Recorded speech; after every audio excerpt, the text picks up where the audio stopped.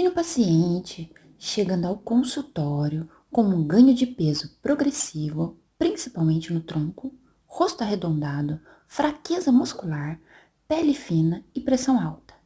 Esses sinais levantam uma suspeita importante: síndrome de Cushing, uma endocrinopatia que pode causar grande impacto sistêmico, embora não seja tão comum. Mas como confirmar essa suspeita? É aí que entra um dos testes mais utilizados na prática clínica veterinária, o teste de supressão com dexametasona. Ele é essencial para avaliar a produção de cortisol e verificar se o organismo está conseguindo regulá-lo corretamente. Hoje vamos entender o funcionamento desse teste, sua importância no diagnóstico da síndrome de Cushing e como interpretá-lo com segurança. A síndrome de Cushing é uma endocrinopatia caracterizada pela exposição crônica e exacerbada ao cortisol, com 3 principais etiologias.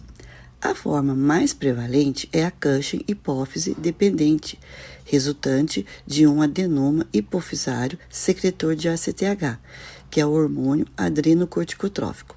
Esse estímulo excessivo promove a hiperplasia adrenocortical e o aumento da produção de cortisol.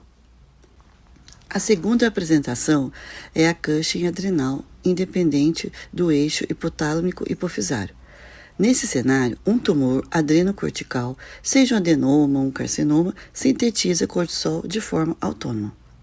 E, por fim, a forma iatrogênica, que decorre da administração prolongada de glicocorticoides exógenos, levando à inibição funcional do eixo hipotálamo-hipófise adrenal, ainda que estruturalmente íntegro. Estão os principais núcleos do hipotálamo. Cada núcleo produz um hormônio específico, que depois é transportado para a parte correspondente da hipófise, sendo armazenados na neurohipófise ou desencadeando a produção de hormônios próprios na adenohipófise.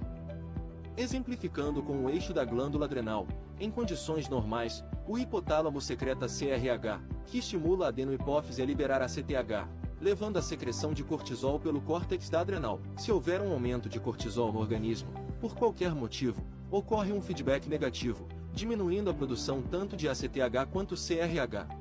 Um aumento na secreção de ACTH pela adenohipófise eleva a produção de cortisol, mas reduz a liberação de CRH pelo hipotálamo. Se o CRH aumentar, ele hiperestimula todo o eixo, aumentando a secreção de cortisol. Sinais clínicos e preparo para o teste. Os sinais clínicos da síndrome de Cushing incluem poliúria, polidipsia, abdômen distendido, alopécia, pele fina, infecções recorrentes, aumento de apetite e ganho de peso. Para confirmar a suspeita, usamos o teste de supressão com dexametasona, considerado o teste de escolha para o diagnóstico da síndrome de Cushing. Antes de realizar o teste, é essencial que o animal esteja em jejum alimentar de 8 a 12 horas, mas com acesso livre à água. Isso evita a lipemia e garante a precisão da dosagem hormonal. O teste pode ser feito com dose baixa, de 0,01 mg/kg, ou a dose alta, de 0,1 mg/kg de dexametasona, ambas administradas por via intravenosa. A dose baixa é a mais comum. Quando não há supressão aparente, indica-se repetir com a dose alta, para diferenciar as formas adrenal e hipofisária. Mas então, como se interpreta esse teste e como ele funciona? Vale lembrar que esse é um teste de supressão. Então, esperamos que o cortisol baixe após a administração de dexametasona. Valores menores que 10 nanogramas por mililitros indicam supressão normal. Já valores acima de 14 nanogramas por mililitros sugerem ausência de supressão, forte indício de síndrome de Cushing, especialmente nas formas de hiperadrenocorticismo dependente da hipófise ou hiperadrenocorticismo dependente de tumor adrenal. Teste com baixa dose.